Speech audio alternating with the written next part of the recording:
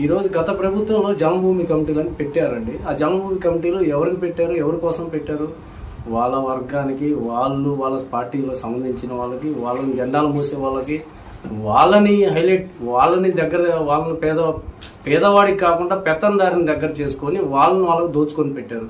కానీ గత ప్రభుత్వానికి మన ప్రభుత్వానికి ఉన్న తేడా ఏంటంటే ఈరోజు చూడండి, ప్రతి గ్రామానికి ఒక సచివాలయ వ్యవస్థ వచ్చింది, ఒక వాలంటీర్ వ్యవస్థ వచ్చింది. బడుగు బలిగిన వర్గాలు, ఎస్టీ, ఎస్సీ, బీసీ, మైనారిటీ వర్గాలకి కులం లేదు, మతం లేదు, భేదాలు లేదు. ప్రతి ఒక్కళ్ళ ఇంటి దగ్గరికి ప్రభుత్వ పథకాలు ఈరోజు మేము చేరవేస్తున్నాం. ఏం చేరవేస్తున్నాం అంటే ఒక రైతు భరోసా కానివ్వండి, ఒక పేదవాడికి ఒక పింఛన్ కానివ్వండి, ఒక పేదవాడికి ఒక రైస్ కార్డు, బియ్యం పేదవాడి ఇంటి దగ్గరికి ఇవ్వటం కానివ్వండి, ఒక వృద్ధాంగ పింఛన్ కానీ, పెద్దవాళ్ళు పింఛన్లు కానీ ఏదైనా కానీ వాళ్ళ దగ్గరికి వెళ్ళి 1వ తారీఖు ఇస్తున్నాం. గత ప్రభుత్వానికి ఈ ప్రభుత్వానికి అది మాకున్న తేడా.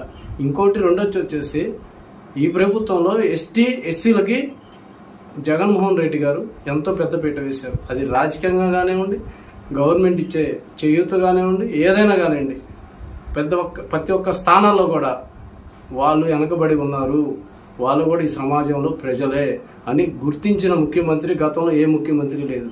గత ముఖ్యమంత్రి 14 ఏళ్ళు నాకు 40 years ఇండస్ట్రీ అంటాడు. దేనికండి 40 years ఇండస్ట్రీ? మీకు ప్రజల్ని దాచుకోవడానికి ఒక అమరావతి అనే రాజధాని పెట్టి అక్కడ పెద్ద పెద్ద బడా వ్యక్తులకి వేల ఎకరాలు దోచిపెట్టాడు. కానీ మా ముఖ్యమంత్రి అలా కాదు. పేదవాడు ఎక్కడుంటే అదే నా రాజధాని అన్నాడు. ఈరోజు చూడండి, విశాఖపట్నం ఎంత డెవలప్మెంట్, దాని మీద దుష్ప్రచారం చేస్తున్నాడు. మీరు ఇవన్నీ ఏమనుకున్నా పేదవాడి గుండెల్లో ఈరోజు మా ముఖ్యమంత్రి గారు ధైర్యంగా ఉన్నాడు. గత ప్రభుత్వంలో మీరు హత్యా రాజకీయాలు ప్రోత్సహించారు. ఈ ప్రభుత్వంలో మేము ఎక్కడా కూడా ఏ హత్యా రాజకీయాలు కూడా ప్రోత్సహించాలి. అభివృద్ధిని ఎలా చేయాలనేదే మేము ఆలోచిస్తాం. మా నాయకుడు ఆలోచన అది.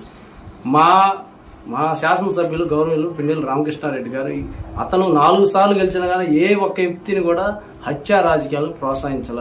ఎక్కడ ఏ గ్రామంలో ఏ వివాదాలు ఉన్నా కానీ కూర్చొని పరిష్కరించి మాట్లాడి ప్రతి ఒక్క కార్యకర్తకి మనోధైర్యం, మనం అభివృద్ధి చెందాలా, మన ప్రాంతం వెనకబడి ఉంది, మనం ఈ హత్యా రాజకీయాలు, ఈ గొడవలు పెట్టుకుంటే మనం ఇంకా నష్టపోతాం, ఈ కాదు మనకు కావాల్సింది, మనకు అభివృద్ధి కావాలా, మనకు అభివృద్ధి చేసే నాయకుడు ఉన్నాడు అనే ధైర్యం అందరి కార్యకర్తలకి, నాయకులకు ప్రోత్సహించి అతను ఎంతో సంకల్పంగా పనిచేస్తాడు. ఇది గత ప్రభుత్వానికి మా ప్రభుత్వానికి ఉన్న, గత నాయకులకి మా నాయకులకు ఉన్న తేడా.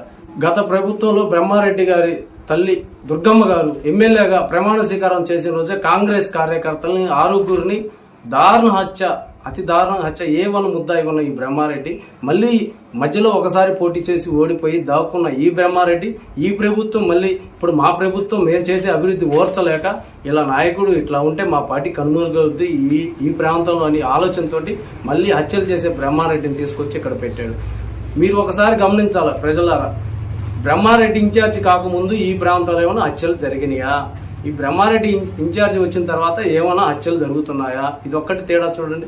మా ప్రభుత్వం, మా నాయకుడు 4 సార్లు గెలిచారు కానీ ఒకసారి అధికారం దక్కింది మా నాయకుడికి. ఒకసారి అధికారంలో 2 సంవత్సరాలు కరోనా అనే మహమ్మారి వచ్చిపోయినా కానీ గత 3 సంవత్సరాల్లోనే ఇప్పుడు దావపల్లి నుంచి నాగార్జున సాగర్ దాకా ఒక హైవే రోడ్డును చూసుకోండి, ఒక బుగడ్యాం నుంచి మాచర్లకి తాగునీరు ప్రాజెక్టు చూసుకోండి. ఎన్నో సంవత్సరాలు కళ్ళగన్న మన పల్నాడు ప్రాంతం రైతులు కళలను నిజం చేసిన నాయకుడు ఎవరంటే చిత్తశుద్ధితోటి గౌరవ ముఖ్యమంత్రి గారు వైఎస్ జగన్మోహన్ రెడ్డి గారు, గౌరవ ఎమ్మెల్యే పిన్నెల్లి రామకృష్ణారెడ్డి గారు, మన శాసనసభ్యులు.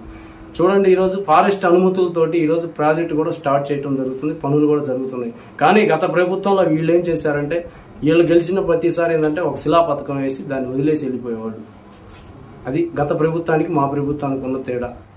బ్రహ్మారెడ్డి అనే వ్యక్తి ఏం చేస్తాడంటే, అతను గతంలో వాళ్ళ అమ్మ ఎమ్మెల్యేగా ఉన్నప్పటి నుంచి కూడా హత్యా రాజకీయాలు ప్రోత్సహించేవాడు, రౌడీ విజన్లా ప్రవర్తించాడు. అతని నాయకుడు అంటే మేము ఎటువంటి పరిస్థితుల్లో కూడా అతను నివేదించము. ఎందుకంటే అతను ఈరోజు మాచర్ల ఇన్ఛార్జి, టీడీపీ ఇన్ఛార్జి వచ్చిన కాంచి హత్యా రాజకీయాలు కానివ్వండి, అల్లర్లు కానివ్వండి, ఈరోజు కార్లు తగలబెట్టడం కానీ ప్రతి ఒక్క పేదవాడిని బలి చేస్తున్నాడు. ఎలా అంటే, మీరు నా ఎనిగిడుతుండండి, నేను మిమ్మల్ని అండగా ఉంటా, నేను గెలుస్తాను, మనదేం ప్రభుత్వం అని కళ్ళబుల్లి మాటలు చెప్తూ ఉన్నాడు. ఇది కాదండి. ఈరోజు మనకి ఈ ప్రభుత్వంలో ఏం అభివృద్ధి చేసాం ఒకసారి చూడండి. మా రామకృష్ణారెడ్డి గారు ఎలక్షన్లో బ్రహ్మారెడ్డి ఓటము ఖాయం. అతన్ని నమ్ముకొని కార్యకర్తలు కానీ ప్రజలు కానీ ఎవరు మోసపోవద్దండి. అతను కార్యకర్తలను ఈరోజు నిలువుగా ముంచే పరిస్థితిలో ఉన్నాడు. ఎలక్షన్లు రిజల్ట్స్ అయిపోయిన తర్వాత ఇతను కారు ఇతను పెట్టే ఇవన్నీ చదువుకొని గుంటూరు కానీ హైదరాబాద్ కానీ వెళ్ళిపోతాడు. కానీ స్థానికంగా ఉండేవాళ్ళు కార్యకర్తలు కానీ నాయకులు కానీ ఇబ్బంది పడవద్దండి. అతను నమ్ముకొని ఈరోజు మనకి ఎవరైతే ఏ నాయకుడైతే అభివృద్ధి చేశారో ఆ నాయకుడికి ఓటేసి గెలిపించుకుందాం.